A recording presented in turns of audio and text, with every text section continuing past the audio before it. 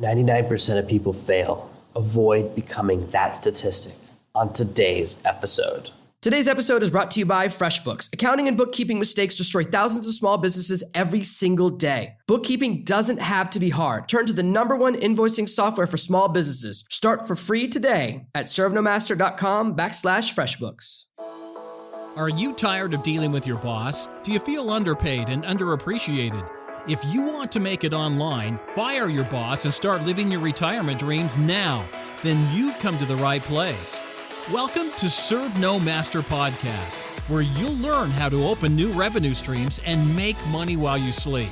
Presented live from a tropical island in the South Pacific by best-selling author Jonathan Green. Now, here's your host. It's kind of amazing because I look around me. Most of the people that I started with at each phase of my life, they've fallen to the wayside.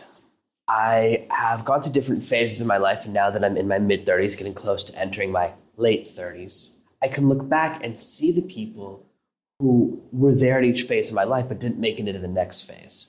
People who tried to keep up or tried to do what I was doing and never made it to the next level. In life, we go through phases, levels, however you want to talk about it. When I was in college and I got my first job, and they offered me $7 an hour, I was like, whoa, I'm rich now. Because when you're young, $7 an hour seems like so much money. But now, almost 20 years later, the thought of trying to take care of my whole family on that's tough. That's well below minimum wage now. But we go through phases where the things we think are enough, they stop being enough. And as we get older, we need to make more and more money to take care of our family, take care of our kids, handle all of our needs, etc. Our perspective about money changes, and the same in other categories in life. For me, I've kind of gone through 3 main areas of development. There's my personal development, which involved, mastering and learning how to date well enough that I could finally meet my wife and then never have to do it again. So it's one of those skills that you only have to deal with for a while, and then once you actually get good at it, you never use it ever and ever, ever, ever, ever again. Hopefully, I will never go on another first date for the rest of my life. So even though I got good at it, it's a skill that you get good at so you don't have to do it anymore. With education, I remember so many people who at each level, and I have a master's, but at each level there were people around me who started there at strong and then didn't make it to the finish line. They quit or they decided not to go to that next level. And as you know, I'm not a huge believer in education, but even when I was in high school, we all saw those people, right, who were great until 8th grade or 6th grade. As we get older, they, for whatever reason, they start screwing around or they end up not making it all the way to the end of high school. And in business, there are people who, at each different industry I've entered, each time I've tried to learn a new skill, and the people around me failed. I used to have a guy who was my Amazon buddy. Now, even when I started Amazon, I was making probably 20 or 30 times more than this guy. But he was someone I could talk to every day about my ideas and what I was testing because he was doing okay on Amazon. We both put out our first and second books at the same time. We found each other in a Facebook group or something where no one was taking action. So in a group of all these people who bought an Amazon course, only 1 or 2 or 3 of us were ever posting. And so we started finally talking to each other. And eventually he quit, and he now works a day job, making minimum wage or less again. He couldn't stay the course. And I want to break down what happens. Why do people fail today? If we can understand the 7 critical reasons that cause people to fail, you can avoid them and you can become someone who succeeds. And the first of those is bad goal setting. Most people set goals really, really poorly. As a culture, we don't set goals well, and no one teaches us how. This is another great example of the failure of the American education system because no one really teaches you how to set goals. It's never covered in school in any way, shape, or form. I've never experienced it, even though it's critical, even though it's absolutely the most important thing you could learn in life because it applies to every category. Most people set a goal like this. I want to lose some weight, or I want to make more money. And those aren't goals, those are wishes. We can't separate the two, unfortunately. A goal is something concrete, specific, and achievable. When you set a goal, you have to set a measure and a time frame. I want to lose 10 pounds in 37 days. That's a goal. The measurement is the 10 pounds and the time frame is 37 days. When we create a goal with a time frame, we can then divide it up by the number of the time frame and have a daily goal. That's how you know. If your goal cannot be divided up, then you have a problem. If it's something that only leads to imaginary numbers, I want to lose some weight turns into I want to lose some weight every day. Well, how much weight every day? I don't know. I don't really know my goal. The reason we do that is we're hedging our bets. If you say I want to lose 20 pounds and then you don't, you feel bad. But if you never say 20 pounds, you never have to feel bad. So ironically, the ego protection, the what if I fail part of our brain is causing us to fail. So when you set a goal, you have to be very specific. That's why if you read Serve No Master, if you go through a lot of my different blog posts, I always say, how much money do you want to make per month to supplement your income? Write down a number. The number actually doesn't matter. The act of writing it down and having a number that matters. Everyone has a different number. It doesn't matter. At least now you know your number. How much money do you need to make to quit your job? How much money do you make to live your dream lifestyle? Those three numbers, writing them down, they're not goals. They're half of a goal. And that's okay. Because then we can say, if your goal is, I need to make $1,000 a month. Let's say that's your first number. If you made an extra $1,000 a month, you could really breathe. And instead of getting a little bit behind with your credit cards each month, you get a little bit ahead. Not a crazy goal, but it's a specific number. I like that it's a specific number. And then, as you know, I have my 1K in a month free training on the website. So you could then say, you know what, I'm going to earn $1,000 a month and I want to get to that number in the next 30 days. That means you got to make an extra $30 a day. Really, you got to make an extra like $34 a day, but it gives you a goal that's achievable, something you can chop up, and you'll know if you've gotten there. Because you have a number, then you just add a time frame to it, and you have yourself a nice goal. When you're setting goals, the more concrete the way you set it, the better. Saying it in your mind, that's okay, but then you want to write it down and put it down somewhere. It could be in your notebook, you could write it online, it doesn't matter. As long as you write it down, then it's something you can look at and you know. One of the dangers in life is our poor memories. It's the reason that eyewitnesses are so unreliable. There's 10 eyewitnesses to a crime, they describe 10 totally different people. When you write down your goal, that ensures when you check a month later, you don't forget what your goal was. It's very easy to say you want to lose 20 pounds in the next 2 months, only lose 10 pounds. And at the end of the 2 months, if you haven't written it down, you go, oh no, I wanted to lose 10 pounds. I don't know why I was thinking 20. 10 was my goal. And then you feel good about yourself, but you're also lying to yourself. It's very normal. That's why everyone in America is overweight, including me, okay? The reason I talk about goal setting all the time is because I'm constantly dealing with goal setting in my weight area. It's a big part of my life, and it's always, always there. Recently, I noticed that my weight started slipping, and we've gotten very proactive again. That's how I have to deal with it. I've set some new specific goals, and that's the only way to make it happen. If you do anything else, if you are loose with your goals, yeah, you're less likely to feel bad if you don't hit them, but you're also never going to hit them. Number two, second reason that people fail is analysis paralysis. Paralysis by analysis. This is where we get into a stage where we don't want to make a mistake, so we take no action. I don't want to write a book that people hate. I don't want to put a book on Amazon that fails, so I'm not going to put anything up until I've been through 500 courses. The fear of failure, and we'll talk about fear in a moment, it gets us frozen in a state. I have been in a place where I've suffered from analysis paralysis. I had a problem. I wanted to do Facebook advertising for a long time, and I kept watching courses and getting stuck. And that's an area where I got stuck. I finally had to start pushing myself and force myself out of that state because it was happening to me. There are a couple of areas of my business right now, actually, that I kind of hesitated for a while to do them because I noticed I was doing this, and finally I took action. It's better to do something bad. Like right now I have, please don't look it up, there's a Serve No Master app that I did through my podcast hosting company. It's actually terrible. A lot of the way things they do, because they say, oh, pay an extra $10 a month, we'll make you an app. I said, fine, you must know how to make a podcast app. Wrong, it sucks. For the way I run my podcast, it doesn't work at all. They don't know how to handle it when my podcast comes from my blog. It's only if you host your podcast with them as well, which I don't. So they don't know how to handle it, which means problem for me. It's terrible. So I'm going to try and get them to take it down this week, and I'm working on another path to getting one built. I've already started using another platform. These things happen, okay? This isn't a nightmare. No one's murdered me. No one's even seen the app. It's been on the iTunes store and the Google Play store for like 2 weeks. because I was messing around, and I've actually been emailing with support seeing if there's a way to fix it. So once you get past the analysis paralysis phase, you can actually take action and fix stuff. Having an app that stinks isn't so bad because no one's seen it. I know now some of you are going to go look. It's not terrible. The problem is it's not updating correctly, and it's not attaching the downloads to the podcast episode. So it's not a nightmare, but it's not delivering what I consider to be a perfect experience. And to me, perfect experience is critical.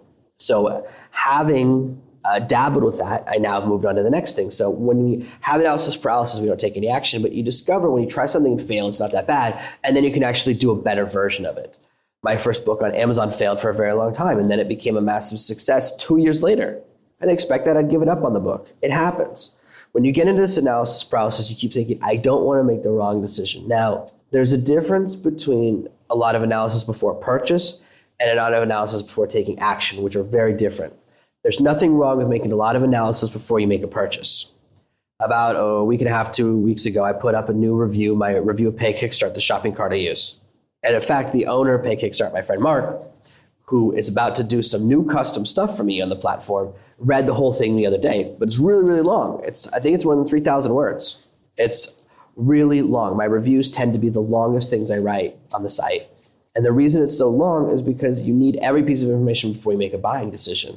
So if you're about to spend money, a lot of analysis makes sense. But again, people go too far. We all know the dad, or we have the friend who knows everything before they make a washing machine decision. They'll spend 3 or 6 months choosing the perfect machine, and by the time they're ready to buy, the cycle of machines has changed. That's too long as well. So you could do more analysis before you buy something, but you don't want to go crazy and take forever. You do have to eventually make decisions. So if you're thinking about spending money, you can have a little bit of a longer cycle, but if it's action taking, speed to action is way better. It's better to do something mediocre now than something great never. That book that failed for so long on Amazon, I mean, it did okay. It made $100 the first month, and then it started to make like $1 a month because I just did everything wrong. It took me 2 years to release that. I paid someone to write the book. It was my demo book. I paid someone to write it, a lot of money, and then I just let it sit on my hard drive for 2 years. An idiot. I lost a huge amount of money because of my waiting to do something. I got distracted by other stuff I was working on in my business, and I just let something sit, and I hate that. I don't want to run my business that way. The third reason why people fail is fear. I don't want people to see me fail. Now, fear also often manifests itself as paralysis of analysis, but it's also a little bit bigger. Sometimes we say, I don't want anyone to see me fail. I don't want to experience the disappointment when I look in the mirror of someone who tried and failed to hit the mark. That fear is very powerful. I don't want to look my family in the eyes and say, hey, I spent the last 6 weeks working on a project and it did not work. We're all afraid of that. And that fear can grow and grow. The thing about fear and worry is that it's always worse than the real thing. The things we're afraid of are so different from reality because once it happens, you go, oh, it's not that bad. When you take speed of action as well, you start doing something and you experience it in 1 or 2 weeks, then you can really measure quickly. The reason I put together stuff that's about make $1 fast, I want you to have that first taste in the next 30 days, ideally in the next week. That's critical because that gets you over that fear. As soon as you make $1, you go, okay, making money is possible. It goes from the theoretical to the possible, and that's very important. We're also sometimes afraid of success, and I've talked about that in a previous podcast episode as well. We have to deal with fear quickly. The longer you spend thinking about something, the more power it has. When I was in high school, I was like this little mouse scurrying around, always worried about all the possibilities of bad things that could happen. And I read this in a magazine, and I found it fascinating. It said, 90% of the things you worry about never happen. And the person who wrote that, I don't remember if it was based on a study or if it was just something trite, but it's probably one of the best sentences I've read in my life because it altered the course of my destiny. My fear now makes me confident. Every time I'm worried about something, it makes me aware that there's a 90% chance it won't happen. As soon as you worry about something, that fear probably won't happen. I realized I'm completely incapable of predicting what will happen. And as a teenager, of course, I first implemented this trying to date. I only went on a few dates in high school, not very many. I was never that great high school dating guy, but I remember I would call a girl, and this is the age where you had to call house phone to house phone. and I never knew what was going to happen. At a certain point, I started writing down a plan for the phone call because I didn't want it to go wrong. So I would write down, here's all the possibilities. Here's what I'll do if this happens. And I'd have a little mind map kind of before I had mind maps, but it was a little like a flow chart. If her dad answers, here's plan A. If her brother answers, here's plan B. Because I've been through all that. I've been there when her brother answers. I've been there when the dad answers. I've been there when some random guy answers. All these different things. When you got to call the house line, you never know who's going to answer. That's why we're in text now to avoid this experience. But I would write down all of my fears, and I would write down all these plans and think, here's the 10 possibilities of how this can go wrong. And it would always be something I didn't think of. I call and she's at a funeral, or yes, that's happened. Or I call and she's in the car and something's going on, and then she's mad at me for calling and she's in the car. How am I going to know someone's in the car? Or all these random things. Okay, it was always something unexpected. I was never able to predict when it would go good or wrong. All my fears were a waste, and that really helped me to realize it's a waste of time worrying about stuff because you never worry about the right things. Oh, I'm worried this will happen. I'm worried I'll get sick. You worry about that, you never get sick. Instead, you fall and you hurt your leg. So the things we worry about, we can't predict accurately, so it's a waste of time. This is one of the many reasons why I don't worry about stuff so much. Sometimes, don't get me wrong, sometimes I get a little bit of stress about work or other things, which is normal, but it never becomes an overwhelming fear or a fear that forces me into an action. See, people quit. They fail because the fear begins to take control. I'm not sure this program is real. I don't want to take action. Or sometimes it's the fear of disappointing someone. There are a lot of people that I interact with. Everyone emails me. I email back all the time. I've emailed back a bunch of new people this week. Have a bunch of great people messaging me. And people all throughout any tier of my programs, whether you just read one of my books, whether you grabbed a free copy just listened to the podcast, or whether you bought one of my expensive training courses, people at every area, every level, of the level of this program or interaction with me, they all at some point kind of go through this moment where life gets in the way or they get distracted by something else, and then they're afraid of disappointing me, so they quit. It's okay for me if you make mistakes. It's okay for me if you can't finish something on time and something else happens and you end up working on something else. These things don't matter to me. I'm not disappointed as long as you keep coming back and keep trying. I know that people have real lives. Look, if you got a full-time job, you've already got 2 kids, you got a lot of stuff just to maintain that lifestyle. I get that. So you work on something for 2 weeks and then something happens and you come back 2 weeks later and work on another 2 weeks. That's okay. I don't want to encourage that and say that that's like the ideal result, but I understand life. I'm not unaware of what it's like to be human. We have these different fears: fear of failure, fear of success, fear of disappointment, fear of whatever. Sometimes we start going through course and then we're afraid that it won't work, so we quit. Now, all my courses work. That's why there's loads of pictures on them, people talking about them. And in fact, I'm constantly looking for ways to make it easier for you. I recently did a whole bunch of new podcasts, new blog posts, walking you through the process of making that first K in a month, that first $1,000 in a month, because I wanted to make it even easier than the previous version. So that's there specifically to make things easier for you, to ensure that it's possible. And I've started getting more emails from people that try it going, wow, it actually works. I actually made some money. That's wonderful. I love that. I love hearing that. So I always want to make it easy as possible for you to overcome that first fear, but it's still there. And that fear causes people to fail all the time. That fear is why people give up. That's why people don't go for the new job or don't start their new business, because they're afraid of failure. They're afraid of disappointment. They're afraid of looking like a failure in public. If we can control that failure, it can turn from something that slows us down into something that drives us. The fourth reason that most people fail is shiny object syndrome. We've talked about this in the past. It's normal. I'm so guilty of this. I am so guilty of getting excited by so many ideas. Just this week, I realized I have to stop taking on new projects for at least the next 6 months. I have to stop accepting new stuff. I bought magazine software that I pay for every month 2 or 3 months ago, maybe even 4 months ago. No, wait, I think I bought it for like a Cyber Monday or Black Friday type deal. So I know now I bought it in November. It's been at least 3 months. 3 months ago that I bought this software to do magazines, because I'd love to put out some digital magazines. I think it's a really big opportunity on Amazon. I think it's a really cool area to move into. I just don't have the time to implement it. I'm still paying this monthly fee, and it's there. I have another thing with Amazon Physical where I pay even more than the magazine every month, and I haven't had time to really work on it. And the same thing with this app thing. I haven't spent a lot of time on the app. Eventually, I'm probably going to try to find someone to just do it who could just use. I have this app building software that I'm going to have to start paying a fee next week for. My 30-day trial is almost up. Same thing. So I have a lot of side ideas that sometimes even cost me money that I don't have a lot of time to put in. So I'm just as guilty of this as everyone else. I would love to master every different thing, but it's only when we add in a great deal of focus that we can achieve success. See, if you come to my website and you read a couple of blog posts, and you go, oh, this is pretty cool. And you go, I wonder if there's other similar people out there. Now, more and more of the competition for what I do has disappeared. When I started this blog, when I started this business, my primary keyword, my central thesis, if you will, was escape the 9-to-5. It's a cool little phrasing. And if you look it up, there's about 10 or 20 blogs on the topic. Now, I subscribed to all of them until I noticed that 19 of them are dead. 19 of the blogs about becoming, and there's other terms for it, about being a digital nomad or traveling the world full time and working from your laptop. Okay, that's kind of the same idea.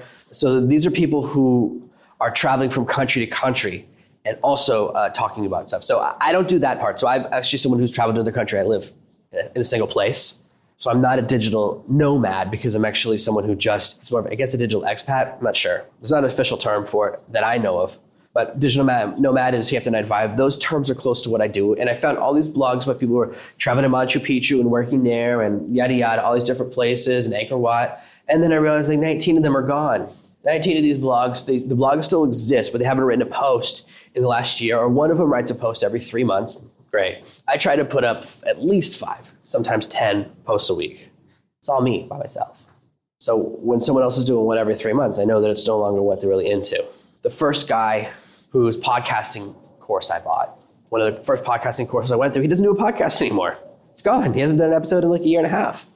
Now he's moved into doing something totally different with programming or whatever. He's moved into a different direction. And the podcasting course that I went through isn't even available anymore. But it's tempting to circle back that we get shiny object syndrome. We want to keep jumping from idea to idea to idea. So you could easily come to my blog, go, hey, let's see other skip to 9-to-5 people. And then you go try and find all these other blogs. You start reading these posts from other people without checking the dates. Sometimes there's no dates on blog posts on certain blogs. So at first you don't realize it. You think you're reading fresh stuff, but you're reading stuff from 2013 or 2012. You don't realize this person's been out of business for 3 years. Their blog is still up. So it's easy to actually get distracted by something that leads nowhere. Now, that's not always the case. You could also go in another direction and go to some passive income blogs, some of the ones that I follow, and you could start reading all of their stuff. And then you look at their post stuff compared to my stuff, and you're like, oh, I don't know which one to do. Then you find something else even more interesting because you need to do more research to see who's right and who's wrong.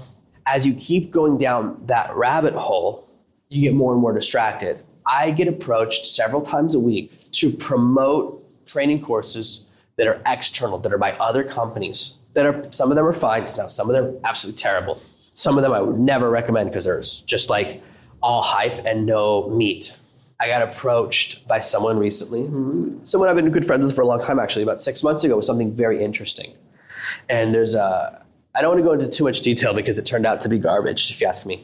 But it was this, there's a forum, it's like Reddit, but it's like a forum where you post stuff and then people can up and down vote you, and then you make money based on how you get voted in because they use a cryptocurrency thing. The math of it's a little bit confusing to me.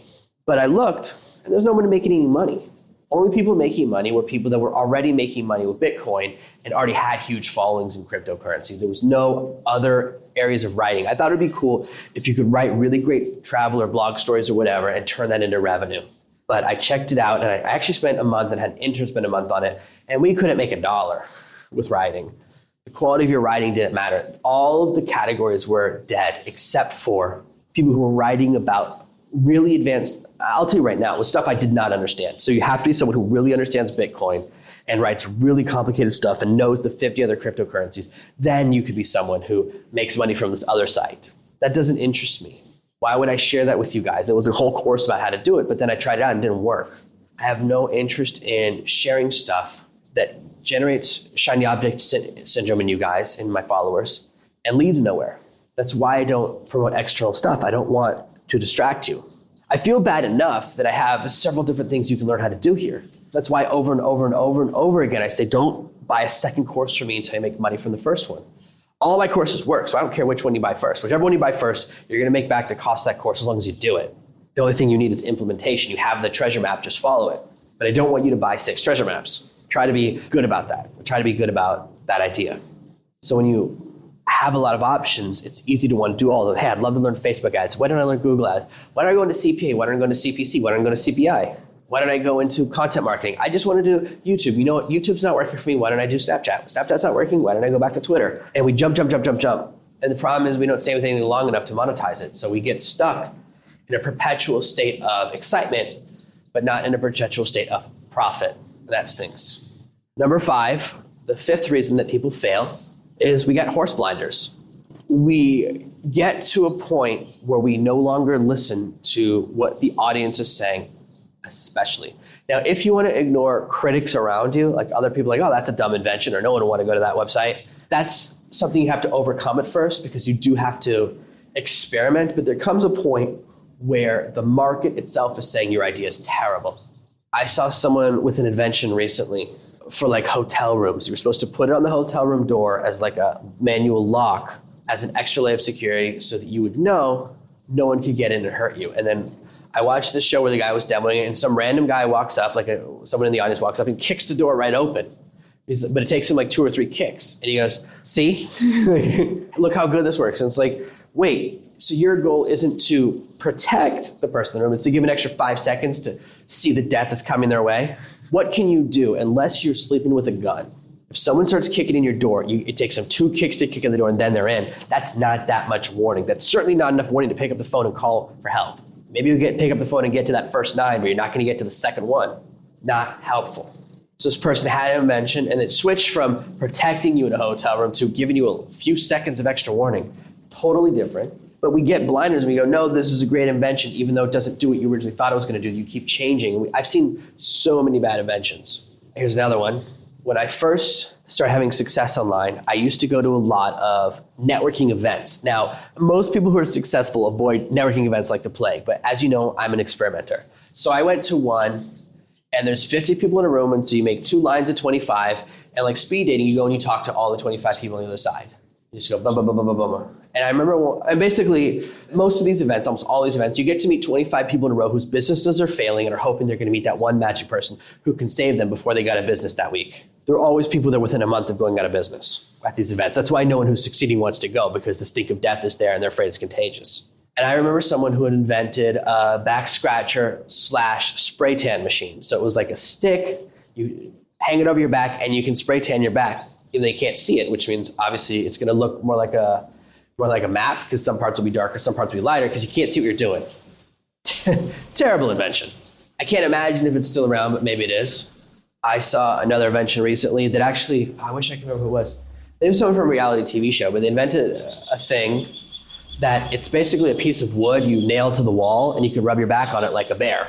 It's just, anyone can buy, I could go right now, there's like 50 trees in front of me. I could just chop one down and nail one to my wall. It's not anything special. It really is just a piece of wood, like a piece of firewood that you can nail to the wall to scratch your back.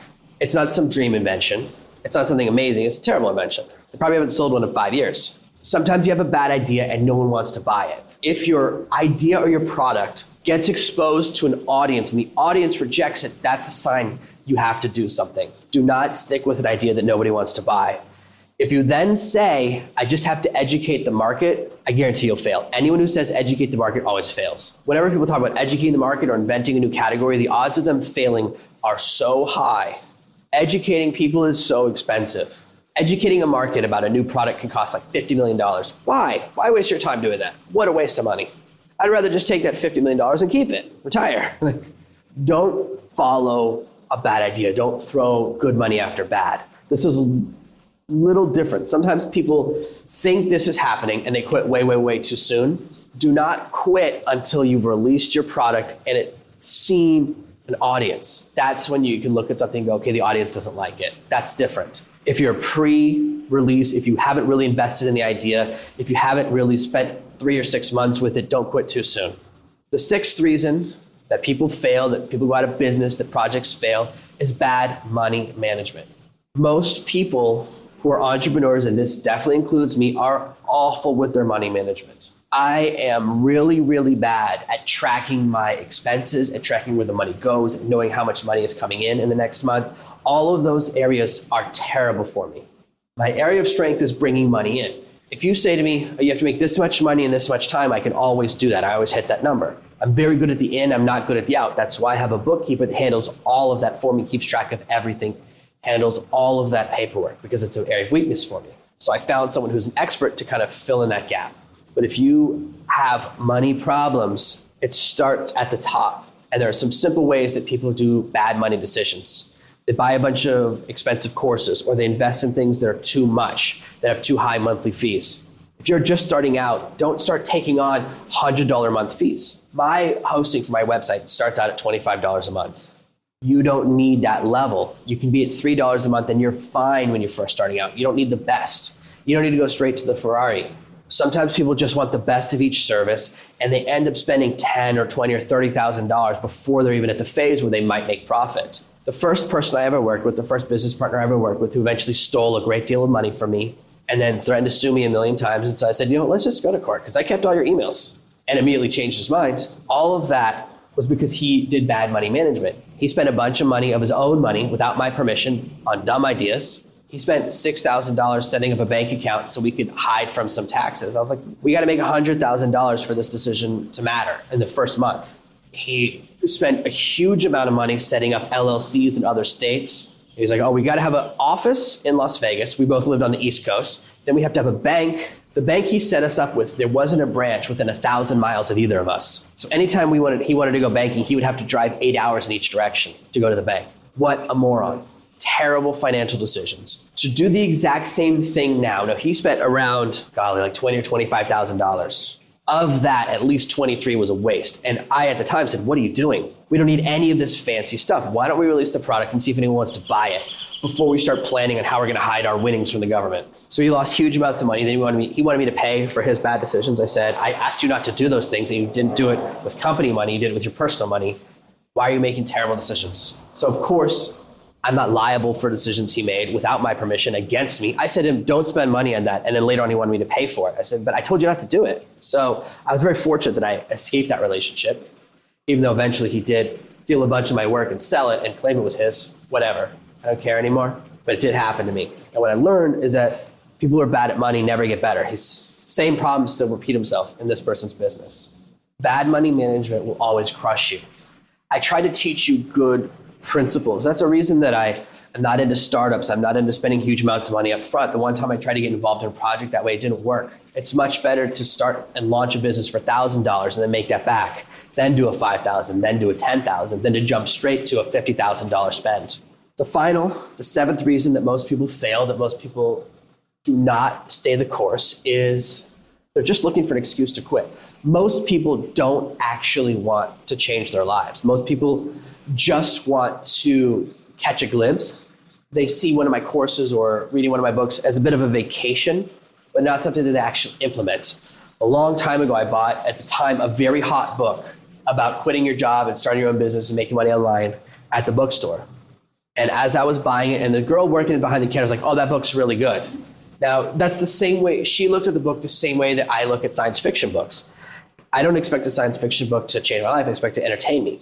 And I could tell, I'm like, she's still working here at this bookstore. Obviously, she didn't implement anything from the book, right? She's not trying to do anything from the book. She read it as a piece of motivational fiction, and that's totally fine. She enjoyed the book, no problem. And I said to her, though, how many people who read this book do you think are actually implementing the promise, who are actually now making money for themselves and now their own bosses? And she goes, probably 1% at most. Most people don't finish the book, and certainly most people don't implement it. And the reason that is, we look for a reason to not do it. And the first reason we go, this is just a bit of entertainment, or this worked for them and it wouldn't work for me. We're looking for any reason to make it entertainment and not an obligation, because then we don't have to feel bad when we quit because we were never going to quit. We read the book as a joke, not because we really wanted it.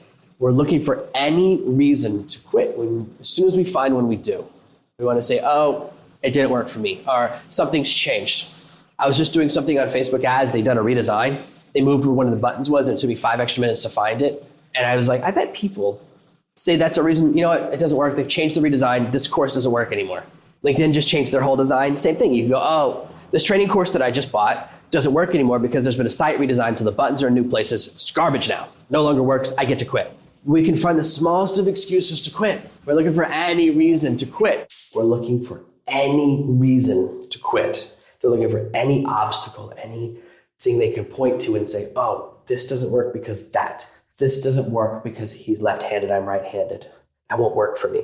What's really fascinating to me is how we do it in fitness. So you'll watch this exercise program, you go, oh, that would never work for me. That guy's 60, I'm only 40. This program won't work for me, I'm too young. I've heard that, and that's amazing to me. There's one thing you should never discount is the amazing human ability to find reasons to quit. We find these amazing irrational reasons. And someone will go, oh, wow, that's so crazy. What an irrational reason. But if you really look at it, and if you look, oh, this person was always looking for a reason to quit.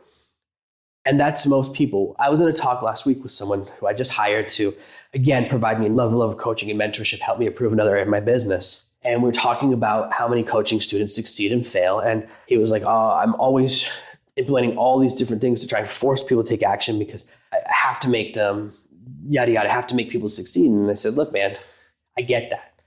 But you can't change who people are. There are always going to be people who are looking for an excuse to quit, and you'll never have the power to change them. You could do everything you want. I've tried every technique you could ever think of to get every person to succeed. I've tried them all. And I just accept that a huge number of people who listen to me will still quit. It's just inevitable.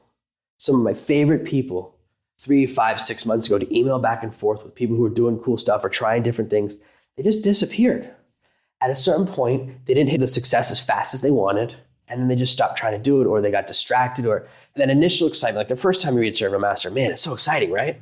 You read this exciting book and there's all these possibilities and it gets you really pumped up, but it's hard to get that energy to last a long time. You have to move energy into implementation very quickly or the energy fades. So we have this excitement, we're really stoked to try something, we can't wait to try something really great, and then that energy starts to get smaller, smaller, and smaller, and then we start looking for an excuse. And ideally, and I know a lot of people do this, and it stinks, but it's true, a lot of people will then blame me. I had someone recently who I was working with just stop responding to my messages. I was sending them Skype messages and emails. Hey, where are you? Let's keep working. I want to work on this. I want to make this happen. Let me help you with this. Let me help you. Let me help you. Let me be available to you. Didn't respond to any of my messages, and then sent me an email to my support email, not realizing that I checked support as well, saying, Jonathan didn't answer my last question. I want out. I want to quit. For a second, it hurt my feelings because I was like, what question did I miss? Did I miss an email? I started searching my email. I started searching my Skype messages, and I see Skype, the last 10 messages from me to her saying, hey, are you ready for the next step? Where are you? What happened? No reply. I even replied to the support request. I said, hey, no problem. Cancel. Always going to do that. I'm never going to make you do something you don't want to do. Cancel. Just tell me, what question did I fail to answer? Where did I leave you down? Guess what? No reply. The excuse was just an excuse. It wasn't even true. There's a million reasons. It could have been she was just really, really busy. Something happened at work. She couldn't afford whatever. It doesn't matter. But we look for excuses to justify quitting or justify giving up. And once you get into that phase, then the failure or the quitting becomes inevitable. So you have to stop yourself when you feel that temptation. When you are looking for an excuse to quit, what I want you to do instead is go, wait a minute. This is the moment where most people quit. And that is your opportunity. I'm going to share with you one final story that it's kind of blowing my mind right now because it's never happened before. As you know, I mentioned in my books and sometimes talk about interns. And right now I don't have any interns. The last cycle of interns kind of petered out for different reasons. They are on to their next projects, which is fine. They're growing in their different businesses in different ways. I got an email from someone who said, hey, I'd really like to intern with you. Would you talk to me on Skype? Cold email to me. I said, oh, that's interesting. I started talking to the person on Skype. After 5 minutes, he goes, look, this sounds awesome. I'd love to do it. Can I intern with you face to face? And I said, what? What do you mean? Everyone interns over Skype. No one's face to face. I live in the middle of nowhere. But this is a person who sees implementation as critical. He's already put together when he's going to fly out here. He's already looking for a place to stay. He's already bought a plane ticket to come to where I live. How crazy is that? Doesn't that sound crazy? It's someone who sees the fact that I live in the middle of nowhere as an opportunity because no one else can get here. He is seizing the moment and taking action. Now, obviously, I don't know how the story's going to end because the story has just started, but he's already taking levels of action that I find very impressive and very interesting. And he would be coming here even sooner, except for I'm going traveling right now. So I'm going to actually be away for the next 3 weeks for work stuff. Don't worry, I'm still going to be blasting out these podcast episodes. So hopefully that one story inspires you, that shows you that you can actually take serious action and do things other people don't think of doing or aren't willing to do, and it can separate you from the crowd. Don't get caught up in these 7 reasons for failure. Don't become a statistic. Instead, join me and become another adventurer who serves no master. Thank you for listening to this week's episode of Serve No Master.